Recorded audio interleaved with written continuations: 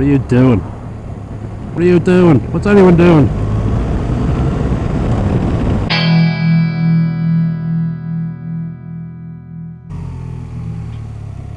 Oh, it's a wonderful day for grumpiness. What a stupid car. Today's grumpiness is, it's a couple of specific examples, but also just a general purpose grumpiness about Irish companies and companies run by Irish people. And I'm going to be very racist, but it doesn't matter because I'm Irish, so it doesn't count. Just how fucking difficult it is to give them money in a sort of a straightforward fashion that doesn't involve hassle. And as a good friend of mine used to say, you cannot put a price on hassle. And I'm going to give a couple of examples and then give out afterwards. So that's what you get today. And also an associated thing, a thing that's sort of feeds into the first annoyance, is how fucking rubbish are Irish people at complaining and getting their complaints actually heard. And we'll talk about that as well. So it's going to be a barrel of laughs today. But if you don't fucking like it, then, you know, go and complain to your mates and don't tell me anything about it.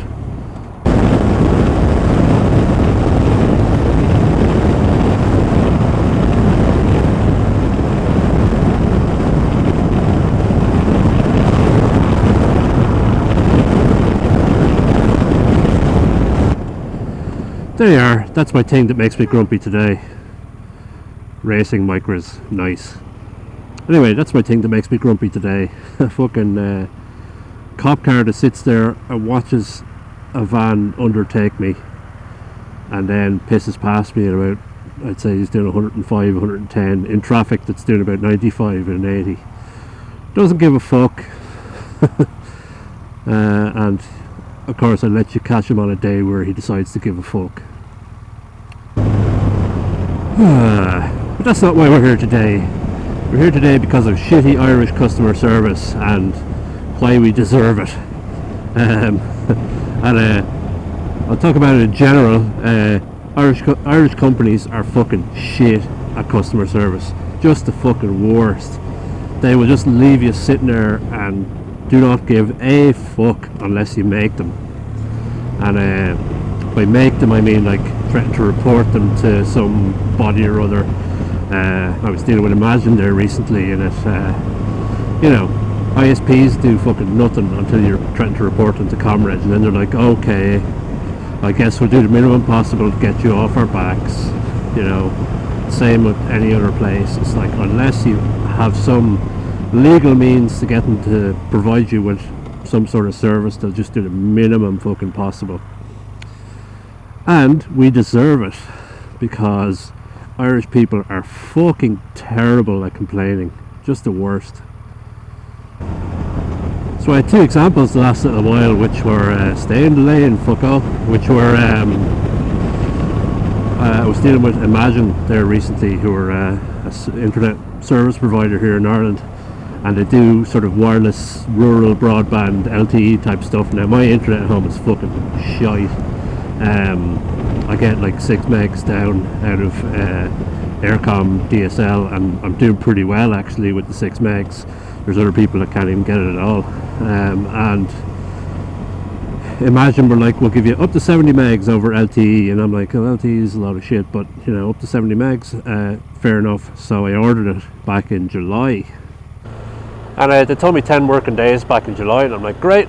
Waited 10 working days, called them, said, what's the story? They said, oh, the mast that your connection will be based off of isn't actually getting turned on until August. So I'm like, well, why the fuck did you sell it to me? And they were like, oh, it was a pre-order. I'm like, okay, so when is it getting turned on in August? And they're like, not really sure, we're just now August. And I'm like, so is it like the start of August or the end of August? And I'm like, they're like, couldn't tell you. I'm like, right. So you're telling me it's going to take, you know, between 3 and 8 weeks to get this connection in, basically. And they were like, yeah. So at that point I was just like, listen, fucking whatever, I'm just going to put it out of my mind and it'll show up when it shows up. and it's all very nice if it does, and if it doesn't, then fuck it, don't care. And it was about this time as well that we kind of decided we were going to move, so I just sort of said, fuck it, if it arrives, it's a selling point for the house, but I'm not going to go bananas over it long term. So that was fine until the start of September, when I rang them and said, how about that mast?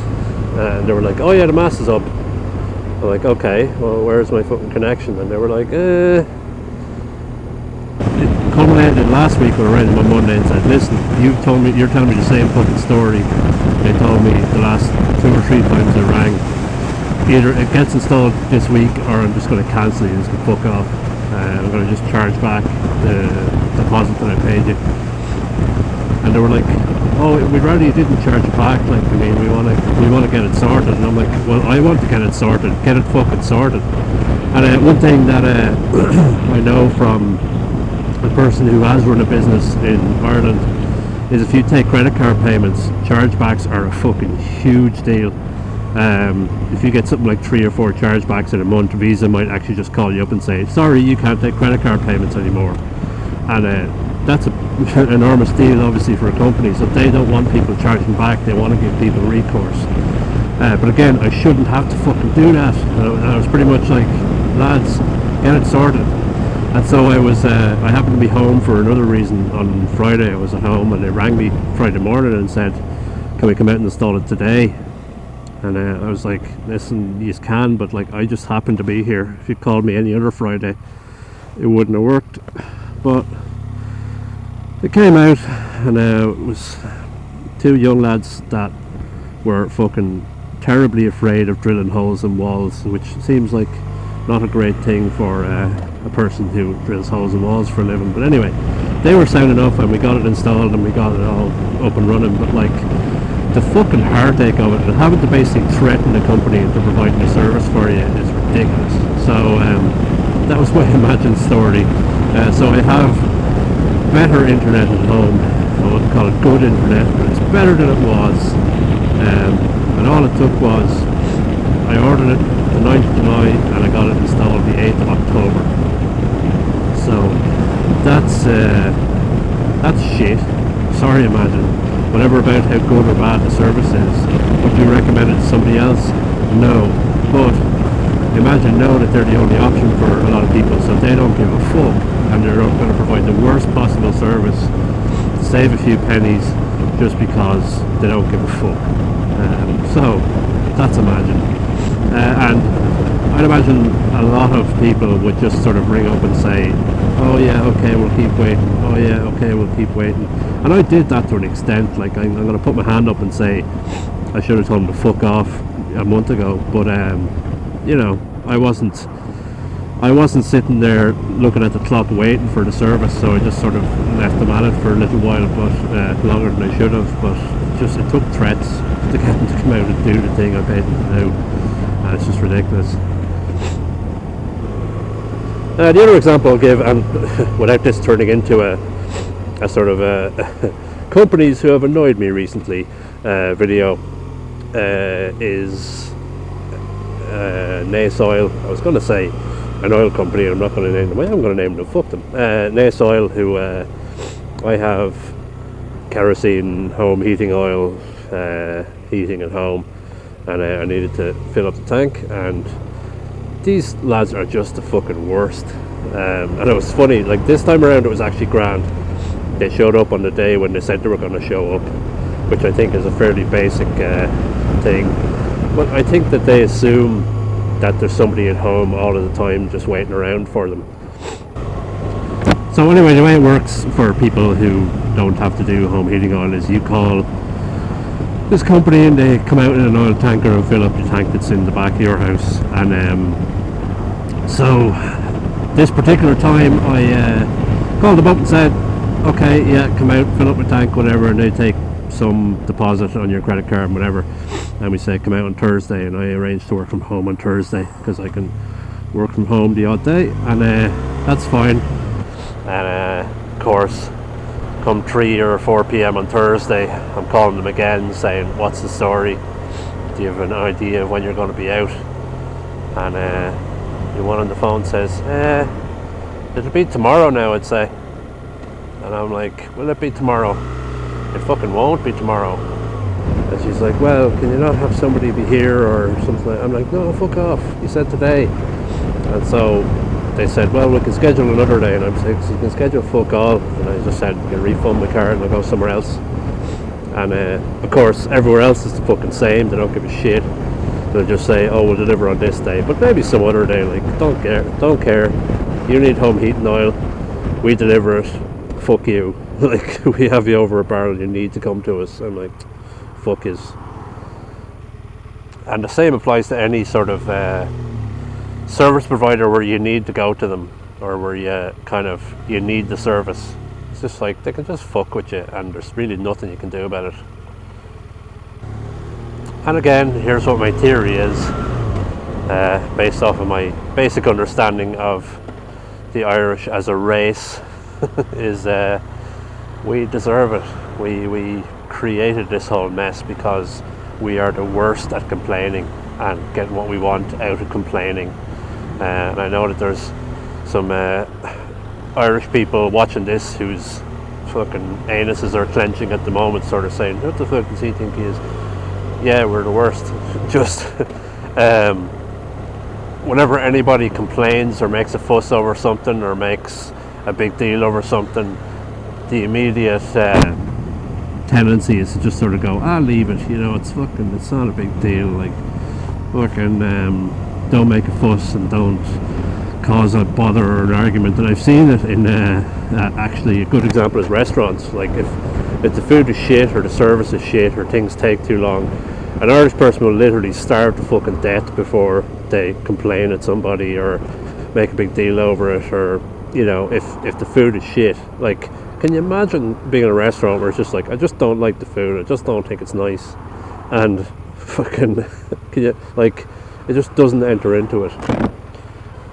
And even most people, or most Irish people, but I think most people would not understand the basic thing about a restaurant, which is like, if you don't like the food, you can just send it back and just say, I don't like it, and can you imagine doing that in a restaurant? Just doesn't compute with many folks. And that's the whole thing, is that if you're not used to getting what you want, you'll just set yourself up for disappointment, and you'll just expect that everything is shit and expect that thing. I think it's also, if you went into proper psychology of it, is I think Irish people just have this weird problem with having someone do work for you. You don't like people doing things for them, and they sort of feel uncomfortable at a very basic level. Is that, like, this person is on the hook and is working for me? I don't want to put them through any bother, but it's like, no, bother is what you're paying for. And so if I could encourage a bit of audience participation at all as part of this one, is that, complain more, give out more. If you're paying money for something and you're not getting what you want or what you expect, just fucking give out. You don't owe these people anything. In fact, they owe you something.